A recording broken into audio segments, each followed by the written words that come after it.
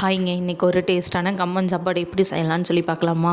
இதுக்கு ஃபஸ்ட்டு வந்து நாங்கள் பார்த்திங்கன்னா தோட்டத்துலேருந்து டேரெக்டாக அப்படியே வாங்கியிருந்தோம். க்ளீனாக ஒரு கல் எதுவுமே இல்லாமல் அவங்களே புடச்சி அழகாக கொடுத்துருந்தாங்க.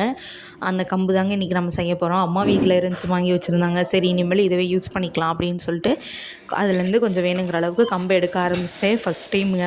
அதனால் சரி இன்னும் கொஞ்சம் நேம்புற வேலையெல்லாம் இருந்துச்சு.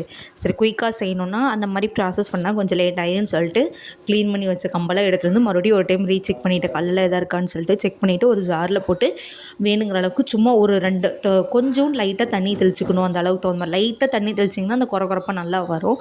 ரொம்ப பழிச்சு விட்டுறாதீங்க. லைட்டாக மட்டும் குறன்னு அரைச்சி எடுத்துக்கோங்க. அதுக்கப்புறம் நல்லா கொதிக்க வச்ச தண்ணியில் பார்த்திங்கன்னா நம்ம அரைச்ச கம்பை போட்டுக்கணும்.